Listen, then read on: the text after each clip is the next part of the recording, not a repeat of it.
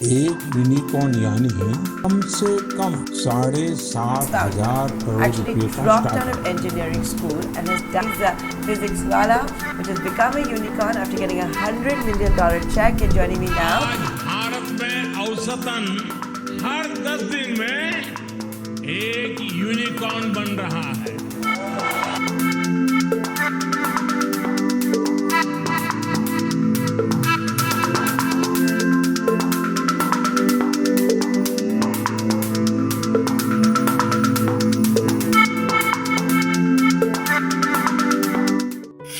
ये दो शब्द आपने हाल ही में बहुत सुना होगा या कहीं सुन रहे हैं। आप जब भी इंटरनेट खोलेंगे तो इस शब्द का प्रयोग आपको दिखेगा, यहाँ तक कि टीवी पर भी। ये शब्द है क्या? क्या यूनिकॉर्न एक घोड़ा है जिसके सर पे सिंग है? चलिए समझते हैं इस बारे में थोड़ा डिटेल्स में।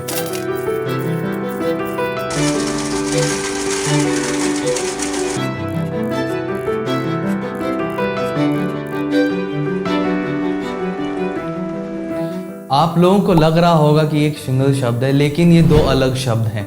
यूनिकॉर्न शब्द का पहली बार इस्तेमाल एक वेंचर कैपिटलिस्ट एलन ली के द्वारा किया गया था। ये उन कंपनीज के लिए इस्तेमाल होता है जिनका वैल्यूएशन $1 बिलियन से ज़्यादा है। वेंचर कैपिटलिस्ट का मतलब होता है जो हाई रिस्क वाले प्रोजेक्ट में इन्वेस्ट करे। एलन ली एक वेंचर कैपिटलिस्ट, एंजल इन्वेस्टर और को फाउंडर है काउवा वेंचर्स का। दूसरी ओर स्टार्टअप एक प्राइवेटली ओन्ड कंपनी है जो अपनी शुरुआती स्टेज पर है।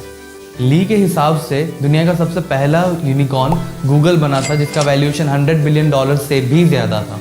अब इंडिया की बात कर लेते हैं। इंडिया 2021 में दुनिया में तीसरा सबसे ज़्यादा यूनिकॉर्न बनाने वाला देश बना था। उसी साल 2021 में इंडिया ने यूके को डिथ्रोन कर दिया था 3rd पोजीशन में और वो स्थान हासिल कर लिया था।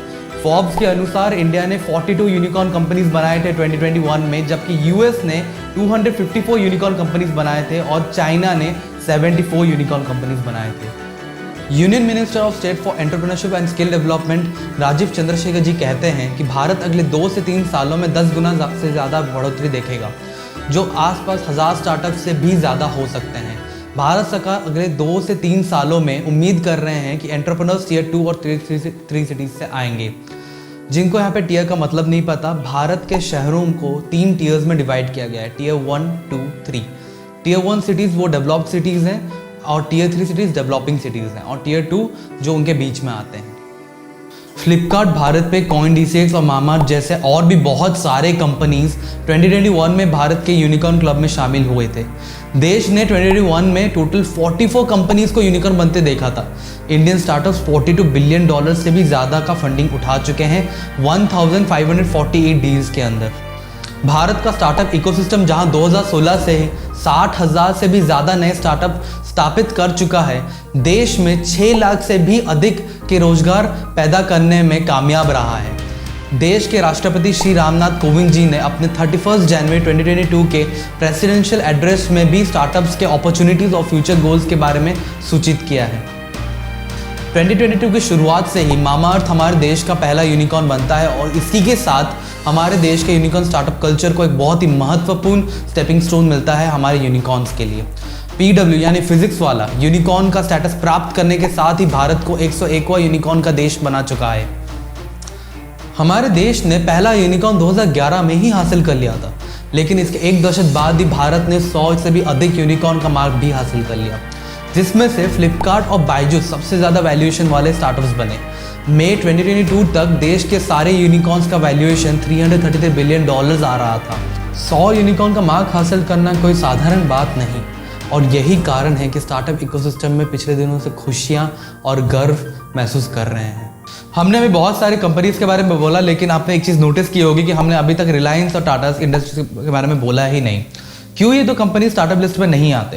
पहले तो इसका कोई भी सटीक जवाब नहीं है, पर ऐसा हम सोचते हैं कि जनरली स्टार्टअप आइडिया जो आया था, स्टार्टअप का जो कंसेप्ट आया था, वो काफ़ी लेट पे आया था और ये इंडस्ट्री उसके काफ़ी पहले से एग्जिस्ट करती थी और बहुत बड़े बड़े कंपनीज बन चुके थे। जनरली कंपनीज एग्जिस्टिंग आइडिया पे बने हुए थे। एग्जाम्पल के लिए रिलायंस के फाउंडर धीरूभाई अंबानी ने मसाले बेचकर अपना पहला बिजनेस की शुरुआत की थी। वैसे ही जमशेद जी टाटा इंडस्ट्रीज़ की शुरुआत टेक्सटाइल मिल को लेके किए थे और आगे चल के अपना बिजनेस एक्सपैंड किए थे भारत के स्टील और पावर इंडस्ट्रीज़ में।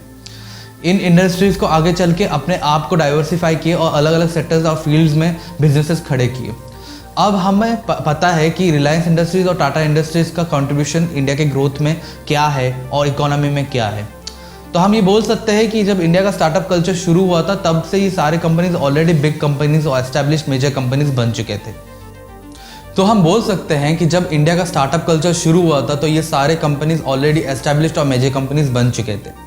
इसलिए इन दोनों कंपनीज और इनके साथ और भी बहुत सारे कई सारे कंपनीज को स्टार्टअप और यूनिकॉर्न्स के हिसाब से लिस्ट में नहीं गिना जाता।